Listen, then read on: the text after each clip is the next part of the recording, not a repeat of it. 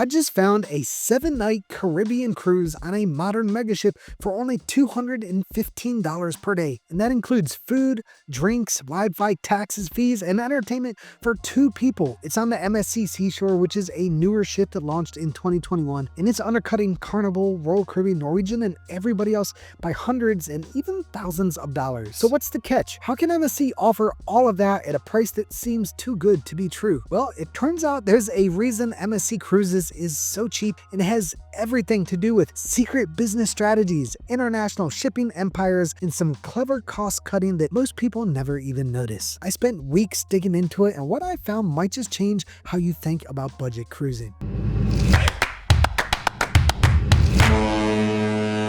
Hey y'all, I'm Evan with Family at Sea, where we help make every cruise unforgettable. This video isn't about how to score a cheap cruise, it's about why one cruise line is consistently the cheapest and what that actually means. Because when a cruise costs hundreds or even thousands of dollars less than the competition, it's not just a deal, it's a strategy. MSC Cruises is growing fast, especially in the US, and their prices can seem too good to be true. But behind those low fares is a much bigger story. So in this video, I'm digging into why MSC Cruises is able to underprice everyone else, the cost-cutting and upselling strategies that make it work, and what you need to know before you book so you don't get caught off guard. If you're ready, I am. Let's go. So here's the cruise that made me stop and say, wait, what? 7 nights in the Caribbean on a modern megaship, the MSC Seashore. The total? Just over $1,500 for 2 people. That's $215 per day, and it covers your room, all your food, drinks, Wi-Fi, entertainment, taxes, and fees. You can literally spend more on a Holiday Inn and Uber Eats than this cruise. Now compare that to similar cruise experiences. On the Carnival Mardi Gras, a comparable 7-night sailing with a Cheers drink package and Wi-Fi will run you right around $3,300 for 2 people. On the Royal Caribbean Symphony of the Seas, that same week with drinks and Wi-Fi is going to cost you $3,800 for 2 people. Okay, Evan, so what's the catch? Are we sleeping on a lifeboat? No, you're not. You're getting a private stateroom, buffet access, actual shows, and somehow it's still cheaper than a Disney park ticket. That's more than double the price for cruises that on the surface look nearly identical. So naturally, I had questions. Is this some kind of loss leader? Is MSC skimping behind the scenes? Or do they just know something the other cruise lines don't? Well, it turns out it's kind of all of the above. Here's what most people don't realize about MSC Cruises. They're not just a cruise line. They're part of a $100 billion global shipping empire, the MSC Group. They move cargo, operate ports, run ferries, and cruises are just one slice of this massive operation. And unlike Carnival, Royal Caribbean, Norwegian, or just about every other major cruise line, MSC isn't a public company. They don't have to impress shareholders every quarter or chase stock price gains. They're privately owned by one family, the Aponte family. That's just perfect, Evan. My cruise is being subsidized by a cargo ship full of bananas. Exactly. And that cargo ship just helped you score a balcony, Wi-Fi, and pina coladas for half the price of everyone else. That's the secret. Because when you don't have Wall Street breathing down your neck, you can do things differently. Things like run your cruise business at razor-thin margins, reinvest profits into more ships faster, and offer prices that make competitors sweat and still sleep just fine at night. It's not about losing money, it's about playing the long game, and MSC is playing it better than everyone else. So while Carnival, Royal, Norwegian, and others are just trying to balance investor expectations with rising costs, MSC is out there throwing haymakers, building billion-dollar megaships and undercutting the competition on price just to grab market share. And it's working. So how does the MSC Seashore manage to be half the price of ships like the Symphony of the Seas or the Carnival Mardi Gras without being a total downgrade? Well, here's where it gets interesting. You'd think MSC is cutting corners with less crew or more crowded ships, but they're not. In fact, when you look at the numbers, MSC actually gives you more crew per guest and more space per person than Carnival does. And while Royal Caribbean still comes out on top, you're also paying more than double the price for that extra polish. Wait, Evan, so it's cheaper and less packed than Carnival? Yes, that is the twist that no one sees coming. Now, MSC does save money in a few smart ways. Their interior cabins are smaller at just over 150 square feet, and they go heavy on upsells. On board, everything is designed to tempt you, from premium Wi-Fi to specialty dining, bowling, racing simulators, and those weird 4D theater seats that shake like a washing machine. They're all extra. But the real genius, that's what MSC calls their experiences. It's kind of like flying a budget airline. You get the cheap seat, but then you pay to pick it, pay to check bag, and maybe throw in $30 for extra legroom and a sad little sandwich. MSC does the same thing, only it's wrapped in Italian branding and sounds way fancier. Bella, Fantastica, Aria. Each tier unlocks a few more perks. Better cabin locations, breakfast in bed, flexible dining times, and easier itinerary changes. And it's brilliant because it feels optional, but by the time you're done clicking around, you've added $200 per person and you feel good about it.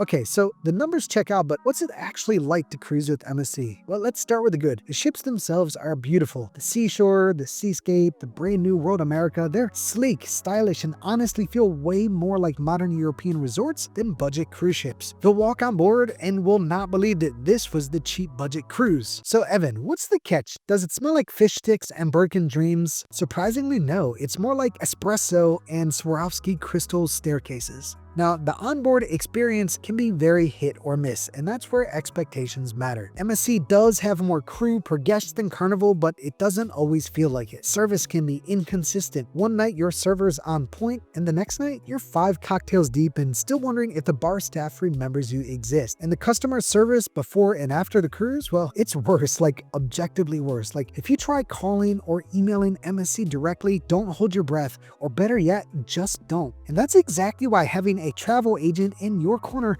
makes a huge difference. If something goes sideways, you want someone who can actually get through to a human. And honestly, that's why I'm so excited to be able to share with you guys my friends at Cruises It. If you're booking a cruise, they have access to the best rates, extra perks, and discounts most people don't even know exist. Seriously, it's like having a travel hacker in your corner. Here's the best part. After you book, they keep watching your fare. So if the price drops before final payment, they automatically lock in the lower rate. No forms, no calls, you just save money. And even better, if there is an issue, you don't have to fight with MSC support. You just talk to your friends at Cruises It and they will take care of it for you. Use the link in the description below if you're the sort of person that likes to book online, or call the number on the screen and talk to a real person. Just tell them Evan from Family at Sea sent you. Now back to the cruise line that's turning the industry upside down. Now let's talk about food. Some people are underwhelmed, especially if they're expecting the 24/7 American-style buffet experience. But MSC actually shines in a few key areas, especially the Italian food. The pizza, genuinely good. Pasta dishes, solid. Pastries, way better than they have any right to be. But if your cruise diet is built on cheeseburgers and chicken tenders, you might be a little out of your comfort zone. That's not a knock, it's just something to be aware of. The menu leans more Mediterranean than Midwestern. And then there are the shows. MSC has the traditional dinner and a show every night, but don't expect Royal Caribbean Broadway productions or Carnival's over-the-top game shows. They're fun, but they're usually shorter, sometimes a little weird, and the talent isn't always great. And worth noting, yes, they have lobster night, but unlike Royal or Carnival, you're only getting one entree in the MDR unless you pay extra. So if you're the type to double up on entrees, plan accordingly. The point here, though, is that MSC can absolutely deliver a great time, but only if you go in with the right expectations. Outside of the yacht club, you're not getting white glove service, Disney level entertainment, or 5-star dining. You're getting a beautiful ship, solid food, and a good cruise for way less money if you know what you're signing up for. So what does all this mean for cruising and for you? Well, first, it means MSC isn't just competing, they're coming for the big guys. Carnival, Mardi Gras, and the Symphony of the Seas are some of the most impressive ships in the world, and MSC is now offering a similar experience for half the price. And they're not doing it by cutting quality, they're doing it with a totally different strategy. Private ownership, aggressive expansion, and a long game mentality that lets them undercut the market while building loyalty. And if you think the other cruise lines aren't not watching this closely, they are. We're already seeing Royal Caribbean and Carnival test new perks, adding more bundles, and even investing in bigger short cruises just to keep up. That's not a coincidence. That's competition, and it's good for everyone. So wait, Evan, does that mean cruises are about to get cheaper? Not likely, but it does mean that you've got more options than ever, and the pricing alone doesn't tell the whole story anymore. You've got to understand what you're actually getting for the money though, because MSC isn't trying to be the best cruise line in the world, they're trying to be the most irresistible. And honestly, they might be pulling it off. So who is MSC actually a good fit for? If you're flexible, price conscious, and don't mind trading a little polish for a lot of savings, MSC could be the best cruise deal you will ever find, especially if you like the idea of a European vibe, don't need a ton of hand holding, and aren't expecting lobster number 2 without a fight. But if you're someone who values seamless service, high energy entertainment, and lots of little things included at no extra, you'll probably be happier sticking with Royal Caribbean. Okay, Heather, but what if I want something cheap and amazing? Well, that's where it gets fun, because there are ways to unlock cruise experiences that feel way more expensive than what you paid. And in this next video, I'm showing you how to game the system with money-saving hacks that cruise lines would rather you didn't even know about. So if you're trying to cruise smarter and not just cheaper, you're not going to want to miss this. As always, guys, thank you for watching, and until next time, may your seas be smooth and your horizons wide. Bon voyage!